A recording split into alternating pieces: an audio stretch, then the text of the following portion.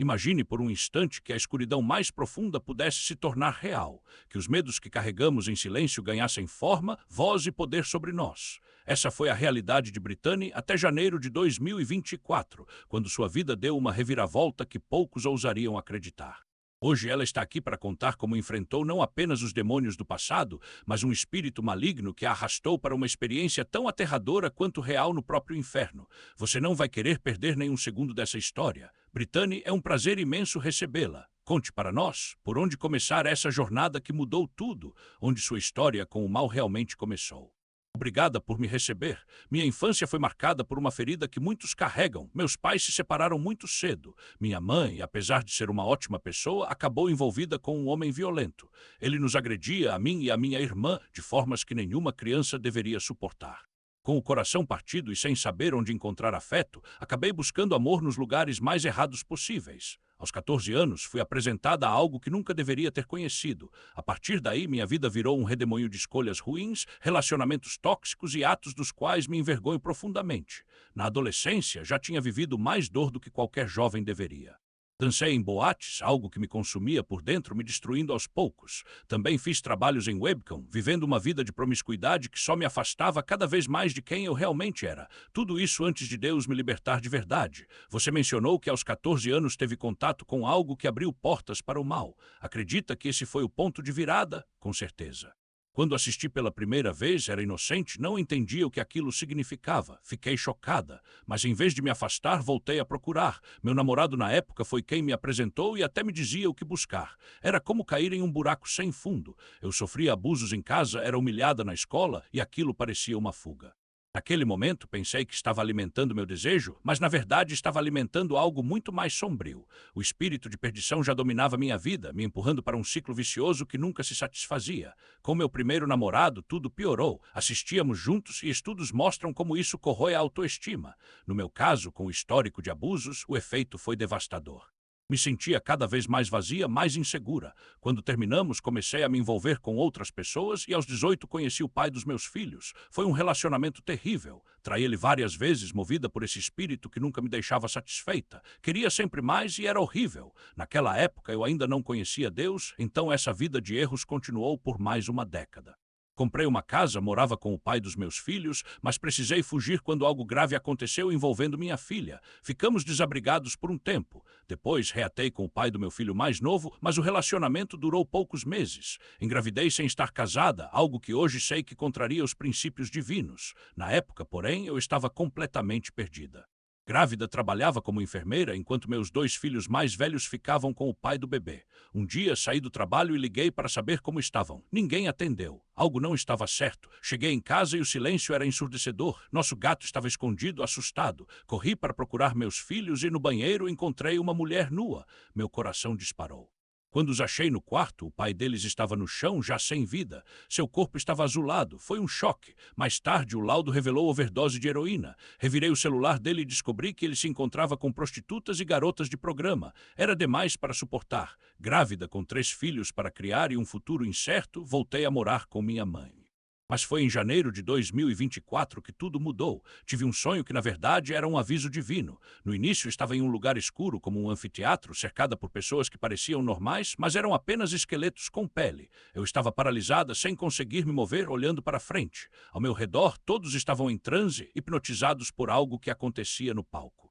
Lá um homem se apresentava ao lado de criaturas que pareciam humanas, mas seus olhos eram negros, vazios, eram demônios. As pessoas ao meu redor, enganadas, aplaudiam enquanto aquelas criaturas despedaçavam o homem no palco. Era brutal, violento, uma cena de terror puro. Eu só pensava em fugir, mas algo me dizia que eles sabiam que eu estava acordando, que eu enxergava a verdade. Quando tentei escapar, uma luz branca e intensa me envolveu. Fui erguida daquele lugar que tenho certeza ser uma parte do inferno. Ao subir, senti algo que nunca havia experimentado, amor puro, paz verdadeira. E então, como num piscar de olhos, me vi em um lugar lindo e indescritível. Por um momento, tudo fez sentido. Mas essa é apenas uma parte da história.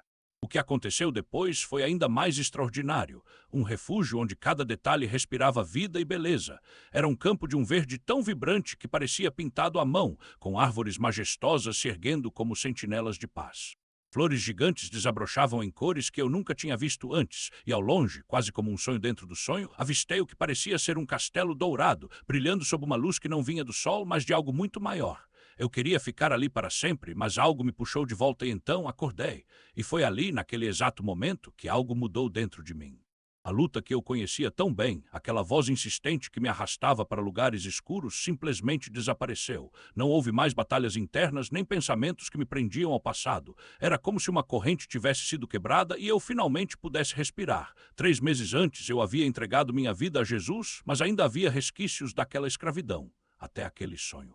Até aquele encontro com a luz. Quando fechei os olhos naquela noite, eu não sabia que estava prestes a testemunhar o inferno e o céu em uma mesma visão.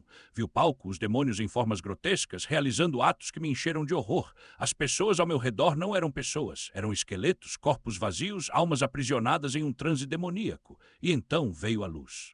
Não uma luz qualquer, mas a presença do próprio Espírito Santo me erguendo daquele lugar de trevas. Por um instante, eu vi o que muitos descrevem como glória, um vislumbre do paraíso, onde o amor não tem limites e a paz não tem fim. Mas Deus não parou por aí. Ele não apenas me libertou espiritualmente, ele também tocou meu corpo.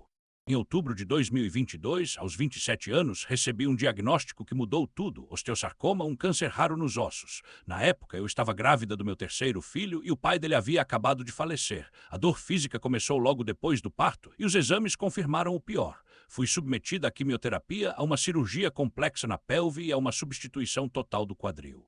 Os médicos disseram que eu não conseguiria andar sem ajuda, mas Deus tinha outros planos. Hoje estou livre do câncer. Não há mais sinais da doença e, embora ainda sinta dores, elas não se comparam ao que já enfrentei. Foi em outubro de 2023, um ano após o diagnóstico, que eu finalmente me rendi por completo. Não era mais uma decisão pela metade, era entrega total.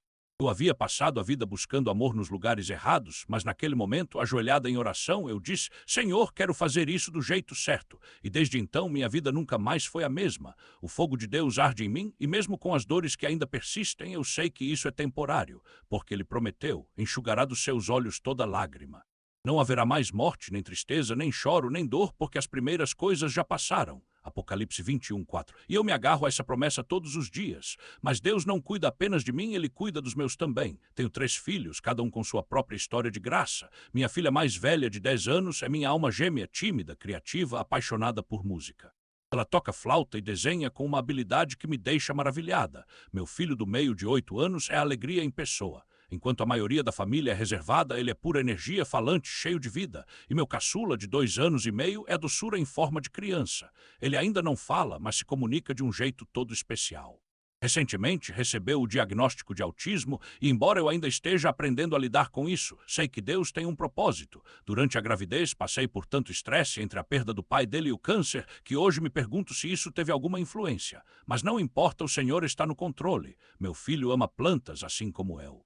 Nós dois adoramos ficar ao ar livre, mexer na terra, regar as folhas. É um momento de paz, de conexão. E mesmo com os desafios, o diagnóstico, a falta de fala, as incertezas, eu olho para ele e vejo a mão de Deus. Não é uma vida perfeita, mas é uma vida cheia. Cheia de amor, de provisão, de milagres que acontecem todos os dias. Porque quando Deus entra em cena, até as dores mais profundas se transformam em testemunhos. E eu não trocaria isso por nada. E a presença dele em cada detalhe. Quando olho para meus filhos mais velhos, vejo o reflexo da graça de Deus em ação. Eles cresceram testemunhando essa mudança em mim. Desde o dia em que entreguei minha vida ao Senhor, algo neles também se transformou. Eles me dizem: mãe, tem algo diferente em você, e eu sei que não é mérito meu, mas sim o poder do Espírito Santo agindo. Ouvir eles orando, falando com Deus como se ele estivesse ali ao lado deles, me enche de uma alegria que não cabe no peito. É a prova de que quando Deus entra em uma família, ele não só restaura, mas multiplica bênçãos.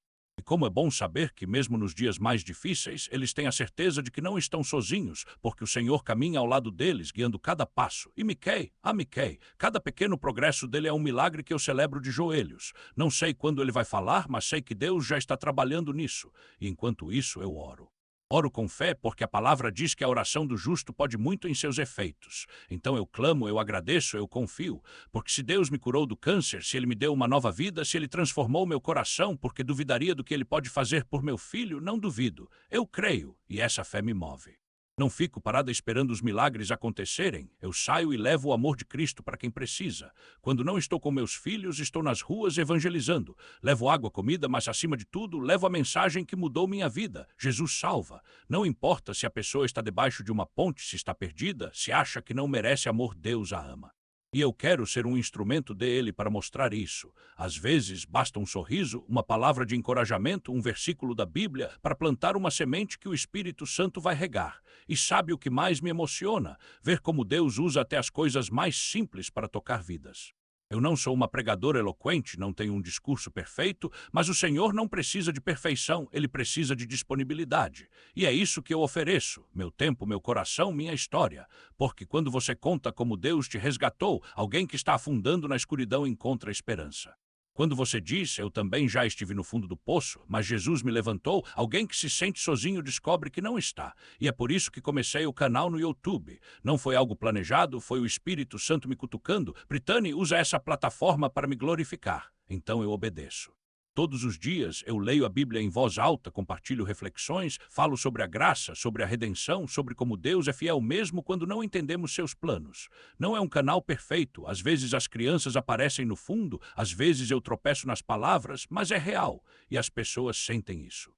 Elas me escrevem dizendo, obrigada por ler a palavra para mim porque eu não consigo ler sozinha, ou suas palavras me deram forças para continuar. Isso não é mérito meu, é o poder de Deus agindo através de um coração disposto. E sabe o que mais? Eu não quero voltar a ser quem eu era antes. Aquela mulher cheia de medo, de amargura, de dúvidas. Ela morreu. Hoje eu sou nova criatura em Cristo.